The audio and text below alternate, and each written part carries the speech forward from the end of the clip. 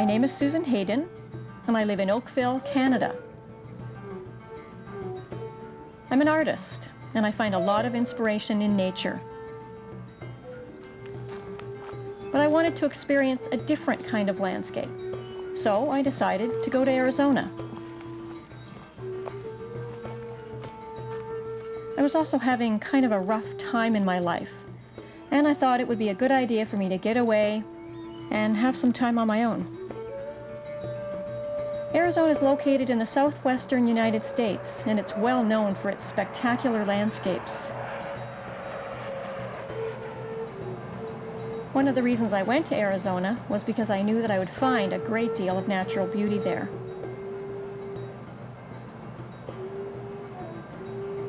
I also went because I wanted to meet the Navajo people and experience some of their culture.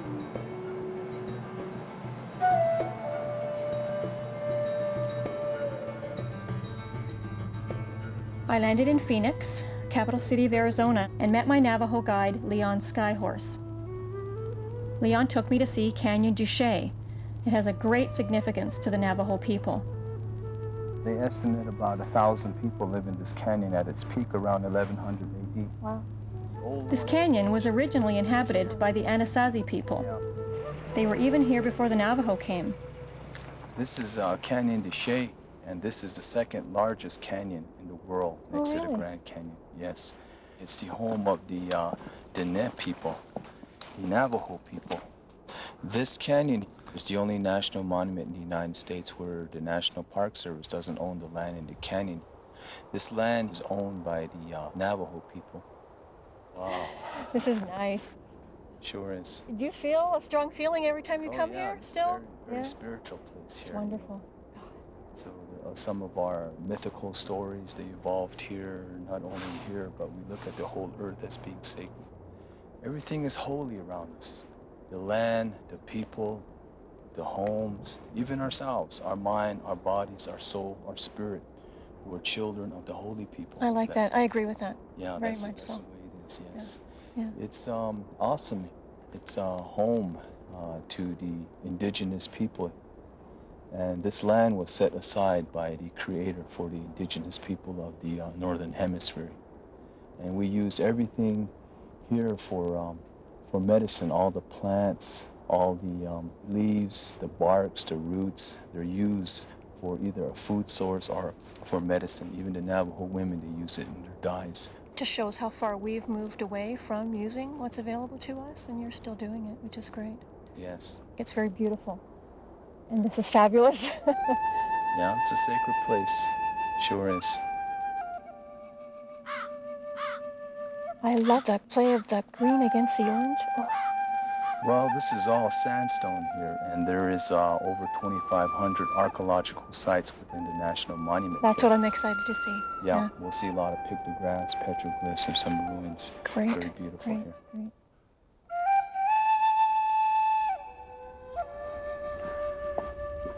These petroglyphs here were done by the Navajos. They're two horse riders chasing a deer in the canyon. These were probably done sometime during the 1800s, somewhere in there. The horses, sheep, cattle, and goats were introduced by the Spaniards. Yeah, I've heard that. Yeah. There's a man who was who came up this way back in the year 1540. Coronado. Yeah, Coronado. Yeah, I read about him. Yeah. He was looking for gold. Yes, that's right. Didn't find any. Yes. No. They went as far as the state of Kansas. They never found no gold. They returned back down to Mexico. Later on, they came back up and they started making settlements all along the Rio Grande River. And did a lot of damage while they were here, didn't they? Oh, yes, they did.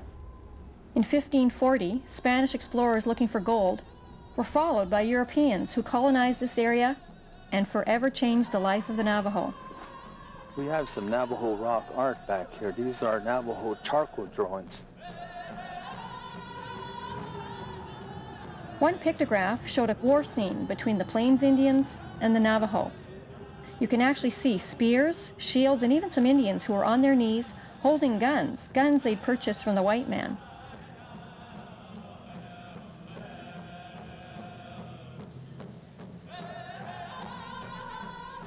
After my visit with Leon, I decided to stop and see the Grand Canyon.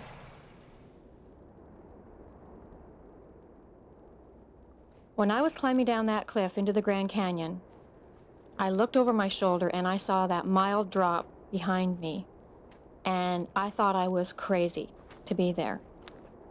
But at the same time, there was this exhilarating feeling that just kept me going. And when I finally reached the peak and stood looking out into the canyon, I felt fantastic. I felt my breath become very deep. A smile crept on my face, and I remembered that when I was a child, I used to dream about flying, and I'd almost feel like I could step off the edge and soar.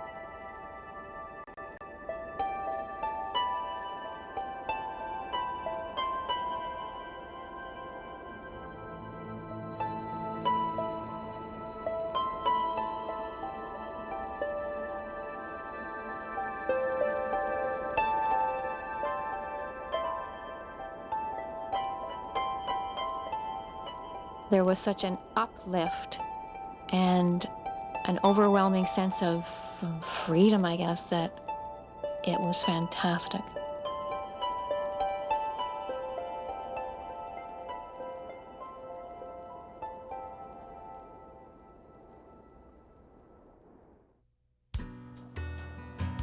The next day on my Arizona trip, I met my new guide, Charlene.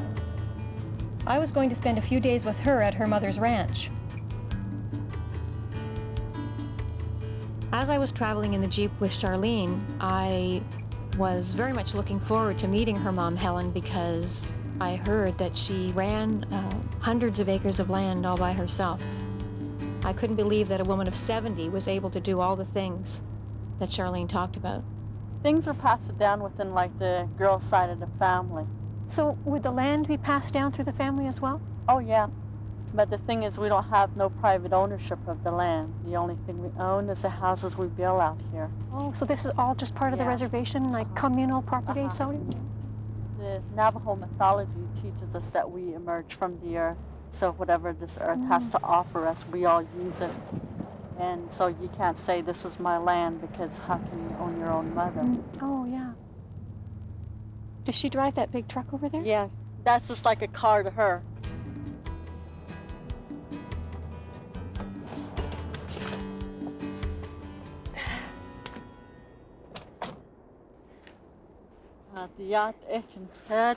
Hello, Helen. Nice to meet you. Looks like you're doing a lot of hard work out here today. I'm impressed. And no gloves? Yeah, she said just working hard. In this type of weather, pretty much, gets you sweating, so it's not too cold at all, she says. I don't think it would keep my hands warm. I have down-filled mittens on. For us, we have to wear I mean, gloves. look, this is all frost-covered out here. I can smell the hay over there, too. She must have just fed the cows. Yeah, the cattle, she has to feed them like every day. And then they go out and graze up on the Mesa again after this. Yeah, it doesn't look like there's much to eat around here right now. It's pretty dried out, yeah. So she has to go back into town again today to get some hay. Yeah. Who carries the hay? She does most of the work. Bales of hay? Yeah, the bales of hay that she gets. I've helped my sister carry bales of hay. They're very heavy. Yeah.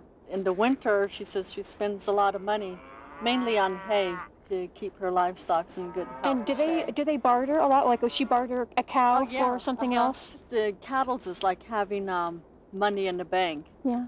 Whenever she needs money, she'll sell one of the cattle.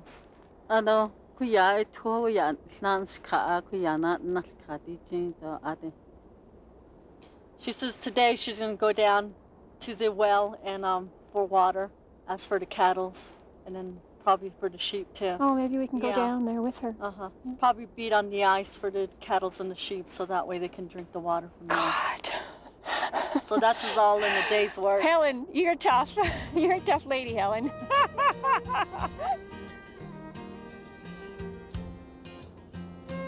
We could communicate easily, despite the fact that Helen couldn't speak English and I couldn't speak a word of Navajo.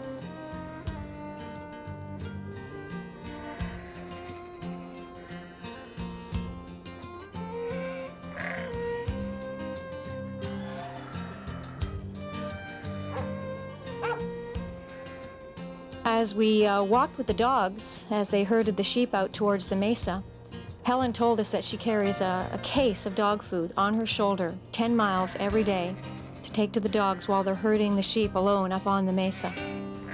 I couldn't picture my mother walking 10 miles in her high heel shoes back in the city.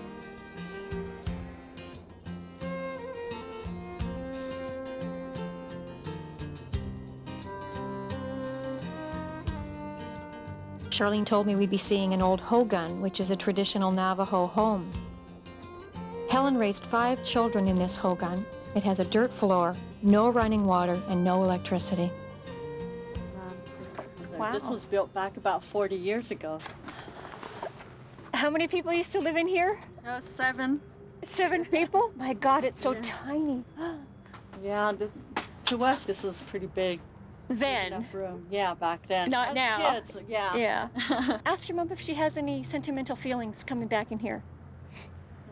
Hatay ashwansen kesen kodet nanta ho wanted get be here. No, she says she doesn't think about it at all. No. No, because she's moved in and out of a lot of homes, you know. Most of the time, back then, they used to move around with the livestock to a different area because of the vegetation. So she wouldn't be as attached. Yeah. Yeah. So she sees them every now and then, but no feelings at all. What's this? She used to weave rugs back a long time ago, Oh. and this is one of her old brushes that she still has. So that's just handmade as well. This is the cedar wood. And cedar wood is very hard wood that is found in the area here. Yes. And then she makes a comb out of it, and then this is what she battens the I've rug. seen pictures of them doing that, yeah. It's very interesting, though. The construction of the ceiling is sort of like a honeycomb affair. Now, these are all layered all the way up to the top, and they use cedar logs. And then using cedar barks as the insulation to plug up most of the holes, and then wet sand is packed down from the outside of it and repacked like twice a year. That's open all year round. When it rains or snow, very little enters, but most of the time you have a stove sitting right here in the middle. Use that for cooking on, and then also to warm up the hogan here. Okay. Yeah. It's well insulated that it stays very warm. I don't inside. believe you.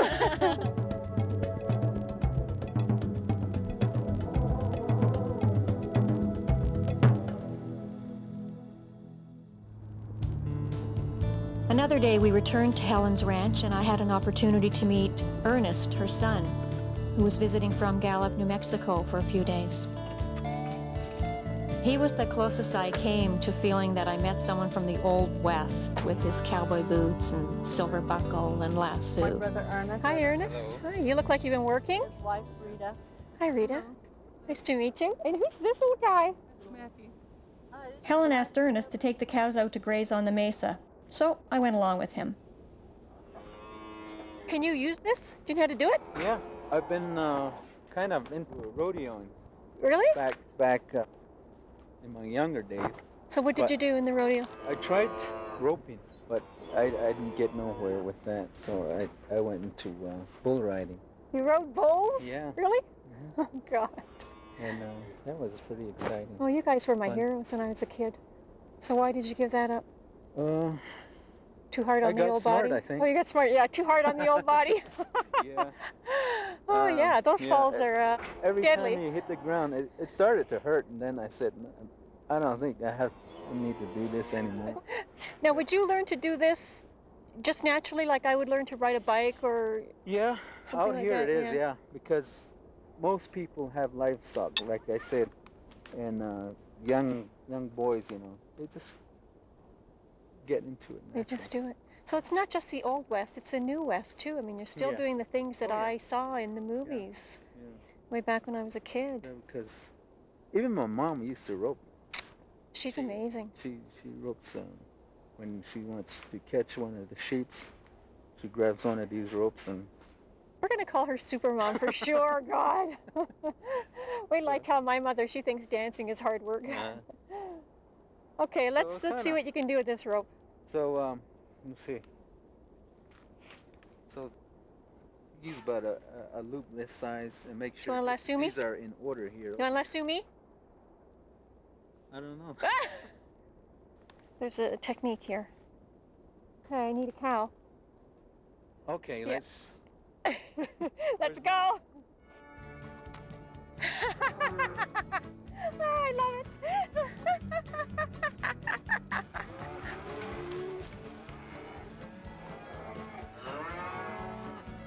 They just don't cooperate. The problem is we're not in a corral. They just keep moving and moving. Here I go. Here they go. What do you mean, here I go? Well, next one you probably get it. One more.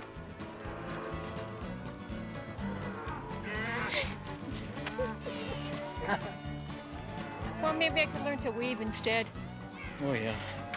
Let's go have some fry bread. After my failed attempt at roping, Helen made a wonderful meal of Navajo tea, fry bread, and piñons. Piñons are roasted pine nuts, and she picked them herself. And she made it to. And what's in the jar? That's a Navajo wild herb tea that is found in the up on the Mesa here. That she picks during the spring. I keep being struck by the mix of the tradition and the new. She's got packaged golden cornbread mix over here. But she goes out and picks her own tea from the bushes. I mean, there's a little bit of both worlds going on, yeah. Yeah, she pretty much will use what is in the area here. She said the grocery stores are pretty much way out further out there, so she's out of flour right now, so she's going to sell a cow and get some more groceries. And then this is all like dry canned goods that she brings home, and then the rest is all what is grown in the area, like the corn, squash. And then she does have a couple of fruit trees out in the back. I can't believe the heat that comes off this little thing. Yeah, this little stove here can give off a lot of heat. A lot of heat. Yeah. I could tell when I came in the door that it was lit. It's warm. And now the wood that she burns is all juniper and cedar that is found in the area here.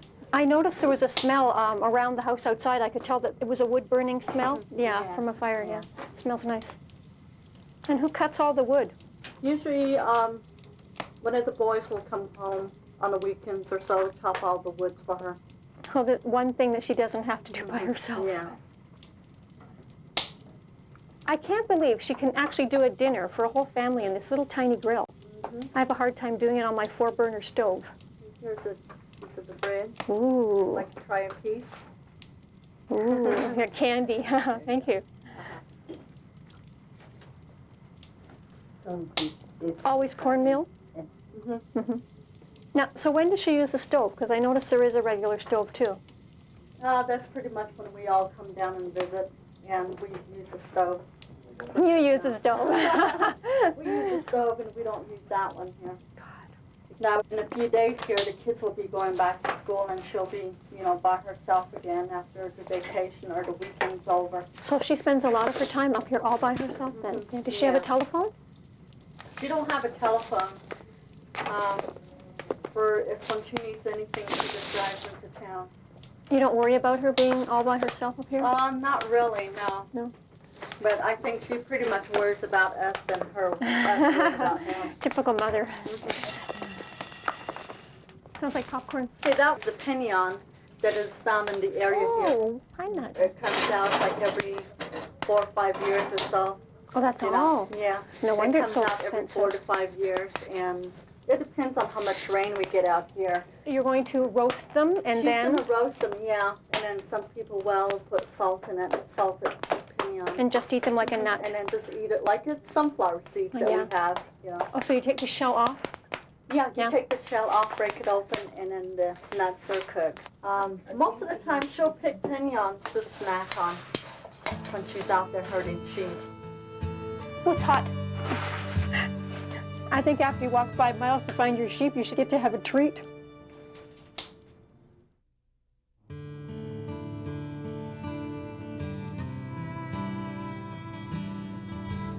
On the last day of my trip to Arizona, Charlene took me to Monument Valley, an area of beautiful stone structures.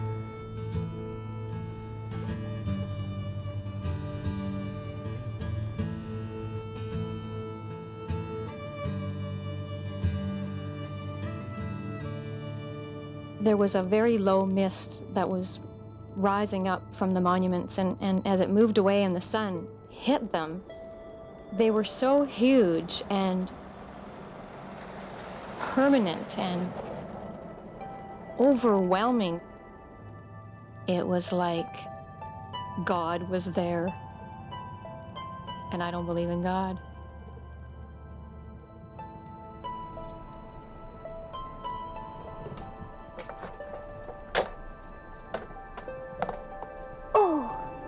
Oh God, Charlene.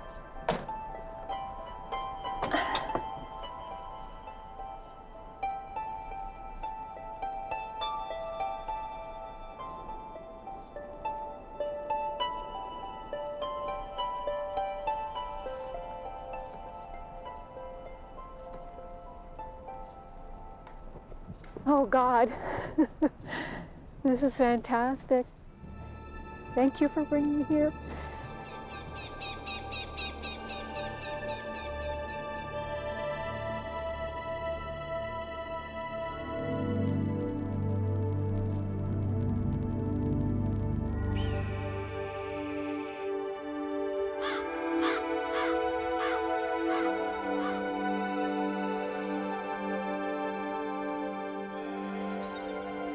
I think this trip to Arizona changed me in several ways.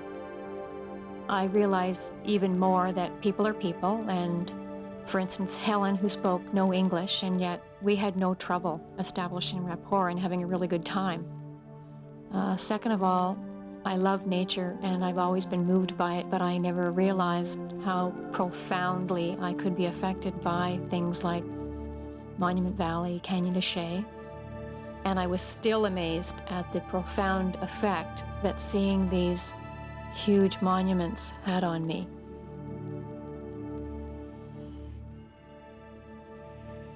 I felt totally liberated. It felt wonderful.